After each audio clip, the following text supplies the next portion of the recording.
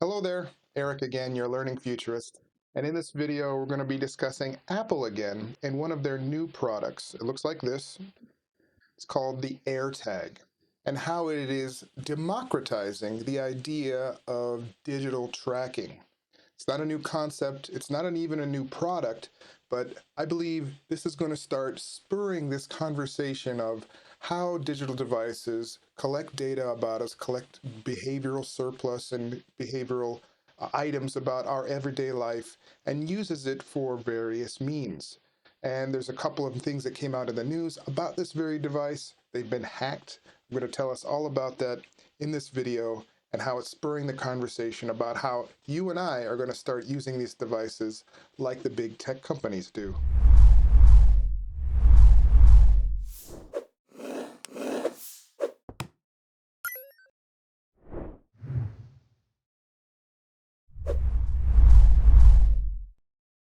Right, so the AirTags came out in April, were announced by Apple in April. They're not a new device. Tile famously has been making these products for years that allow you to find a chip or tile or keychain or whatever you attach these things to using your smartphone. Uses an NFC sensor, near field communication, which is basically just a radio signal that your phone picks up, or other phones that we'll learn in this video pick up and alert you to its location.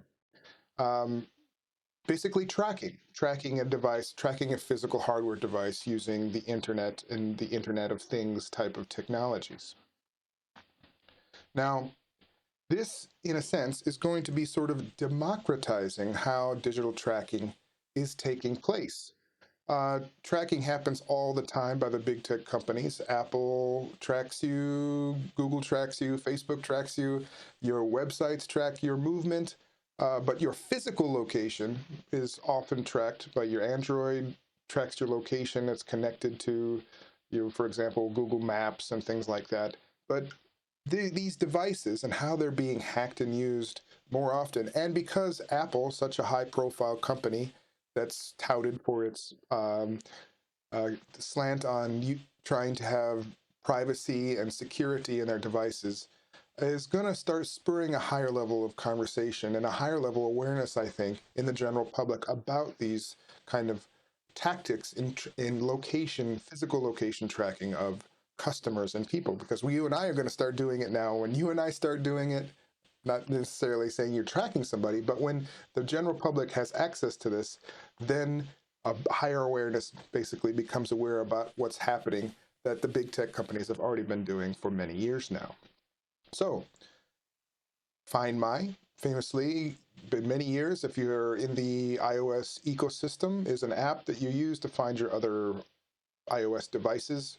And they use the various radio signals in those devices to help you find them others. In their announcement, they announced that they have 1 billion Apple devices connected to this service. So even if you lose your phone or you lose your tag, these tags that they have, it will use the network of other devices, not even yours, but everybody's in the whole world, to help find your device by searching for that radio signal, that near field communication, and have other people's phones relay that information back to you.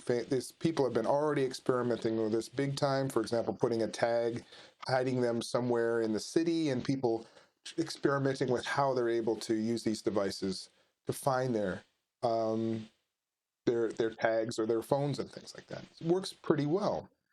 So you can imagine how people are going to start thinking about how they're going to be using these devices to track physical things, physical places, and maybe even people. And Apple kind of thought about this already because they have made steps. They've taken precautions in trying to avoid this device being used as a sort of a stalking or person tracking device. And so um, they've kind of added these kind of security features to try to limit the amounts of things that people can do to track other people with it. For example, you can put one of these tags in somebody's pocket or in their bag, and then you can just indefinitely track them. Um, they have some steps that they've taken against this. So if it's not your tag and your phone recognizes an radio signal that tags NFC signal, and you start moving around and its owner isn't there, it's going to tell that person, even though they're not even connected to that tag, that, hey, a tag is following you around somewhere. Is this yours? Is this okay? Kind of thing. So they've kind of built in these protections. But unfortunately, already it's been announced. Credit here to Stack Smashing for a very good video. I'll put the link in the description here about how this device was already hacked and is being repurposed for a bunch of different things. So all of those things that Apple says that they have added security for are now easily, well, maybe not easily. This video will show there's some very high technical skill involved here, but can be avoided. And just like Apple and Google and Facebook track your location now through various means, pretty much everybody and anybody can start doing it using devices like this. And this is what exactly what I want to talk about in this video, is because as soon as the general public starts doing the activity that the tech companies have already been doing, then it starts to become more aware, and maybe we'll start to see more conversations and maybe even some hints at legislation, more digital privacy, etc., etc. So the AirTag was already hacked. There's a great couple of videos out of how it was hacked. And famously, this particular person, so with some very ingenious engineering skills, made the AirTag Rickroll, basically play Rick Ashley's Never Gonna Give You Up YouTube video whenever it came into contact with an iPhone, which is amazing. So we can imagine walking around and people just rickrolling people as you walk down the street. This is pretty amazing stuff.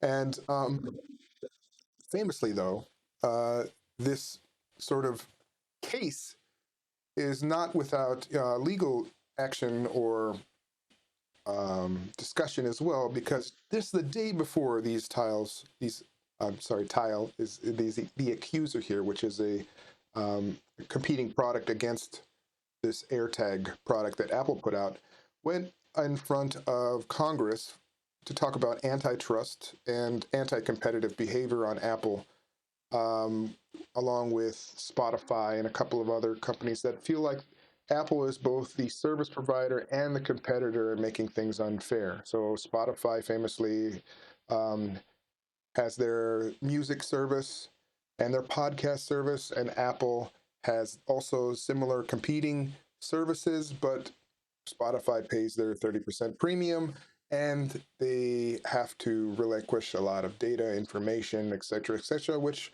some people are saying is a bit unfair. And Tile had already gone before Apple the day before this was announced to say this very thing.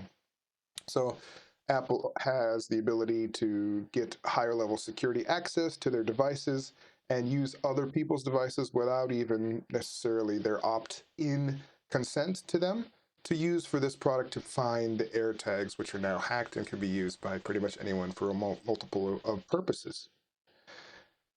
So not only are we poised to have a higher level of conversation around the idea of tracking people physically and with digital devices, because we have more access to doing them and as general people. But we have to talk about the idea of using the network and being the service provider to let other people do similar services, and the competing antitrust aspects around that as well. So I think this is going to slowly start raising the bar as far as being aware of how things track you. There's a GDPR, famously in Europe, that is trying to address some of these issues around digital privacy. A lot of countries in Asia are coming around with their own versions of these. Um, and of course, US and China have vastly different approaches to this topic as well. But now that the general public will have better access to doing these things, I think that is when we could see some faster movement or some, basically, like I said, higher level of communication or discussion around how our devices track us. And famously, moving towards the future in immersive technology, wearing virtual reality, and we're going to start moving to putting our phones and our eyeglasses and things like that. This is going to become even more important because these tracking type NFC chips are going to be put into our glasses, in our Fitbits, which I'm wearing one right now. And so it's going to be critically important that we get this conversation right. And AirTags are going to help us do that, I think. All right, so what are your thoughts? AirTags, now that we have the ability to crack them or use them or track things with them, people are going to maybe use them for nefarious purposes. How do you think we should treat this type of behavior? And treating this type of behavior for the average person, how does that reflect on how big tech companies are using these already for the similar purposes of collecting data, tracking movements, for advertising, for bettering their products, et cetera, et cetera? Who owns that data? How should that data be protected? Should that data even be collected without your consent in the first place? A lot of conversations to be had. But we'll leave it there for now. We'll see you in the next video. Happy to talk about these issues with you moving towards the future. We'll see you again in the next video. Bye now.